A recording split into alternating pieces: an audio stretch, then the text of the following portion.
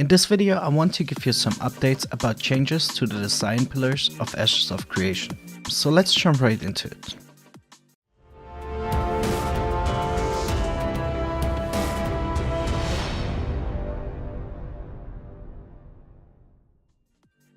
Hey guys, this is Reaccon. After more than a year and many more changes to the game, the system of the 4 primary pillars that I have introduced to you around a year ago have changed. Now after my long absence, I want to take the time to give you a brief overview about the new design pillars of AoC, which now adhere to 5 instead of 4 pillars. Number 1. Engaging and immersive story. Number 2. Reactive World. Number 3. Player interaction. Number 4. Player agency. And last but not least, number 5. Risk versus reward. Some of you may be wondering why I stopped making videos about AoC. And the answer to that is pretty simple. There was simply too little information about the core mechanics that I didn't feel comfortable creating more visual content about the game.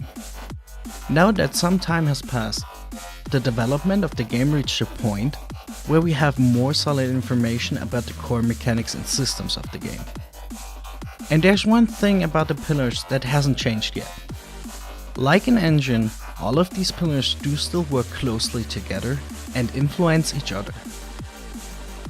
Let's talk about the first design pillar, engaging and immersive story. Basically, this pillar reflects the past and the present of the in-game world called Verra. As you can see on the picture, this includes all kinds of topics, such as classes, skills, races, points of interest, and other environments like the Underrealm. It also includes the lore, which has originally been one of the 4 primary pillars. Here's a short quote from Steven. Even in the environment, everything you as a player will do will tie into these pillars. While everything your guild does, everything your server does, will ultimately keep the world fresh, ever-changing and most importantly, exciting.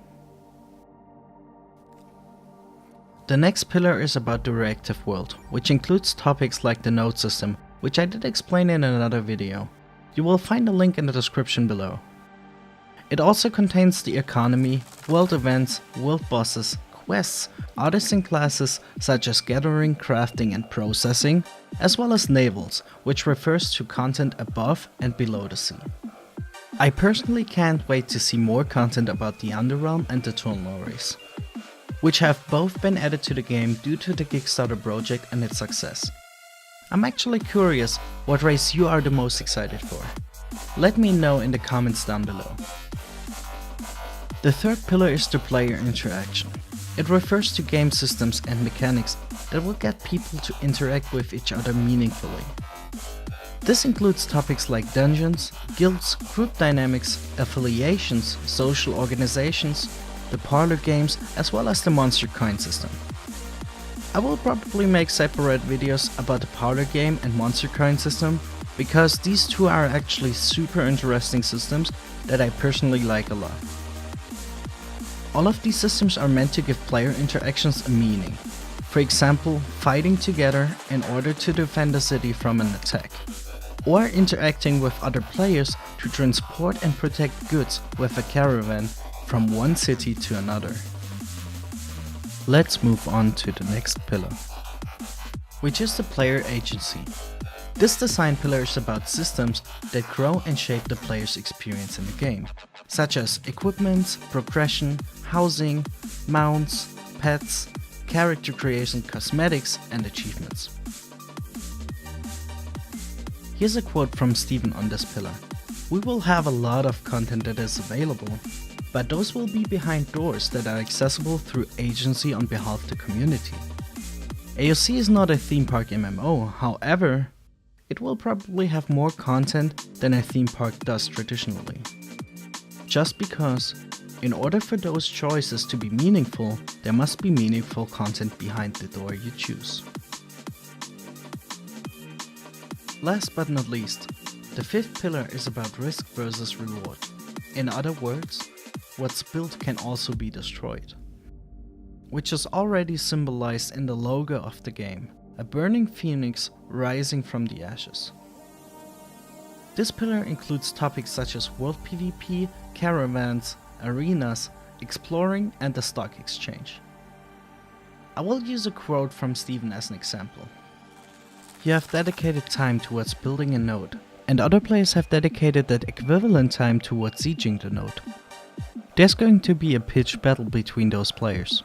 They spend that time doing because they are passionately about having access to that content. Another example would be the stock exchange. Just imagine losing all your wealth in just a wink of an eye. But on the other hand, you could be rich in an instant as well. Let's be honest here. Who would like to lose all their progression? I would not. But I love how this pillar gives real meaning to the risks and rewards of the game. You will have to think twice about every of your actions in-game. As a short summary, all in all, I love how far-reaching each of these pillars for Ashes of Creation are. They are so deeply rooted into the game and dependent on each other. And there are a lot of information about them that I would like to share with you. So I decided to make videos about each of them and explain every single pillar more detailed, as I have already done with the node system back then. Furthermore, I will link the sources I used for this video in the video description below, so if you want more information about this topic, make sure to check out the links to the AoC Wiki website. I'm also interested in what you think about the overall concept of the game. Please let me know in the comments down below. Talking about the Ashes of Creation Wikipedia, huge shout out to the team of ashesofcreation.wiki for providing as much detailed information about the game as possible. I do use this wiki quite often, and there's always something new to find out about the game. Also big thanks to my guildmates from Mutiny. They support me so much and help me create better content. I can't thank them enough. Much love, friends. That brings me to the end of this video. I hope you enjoyed it. In case you didn't know, I have a Twitch channel. Feel free to follow me on twitch.tv/ReacconLive. I'll be streaming this game whenever I can.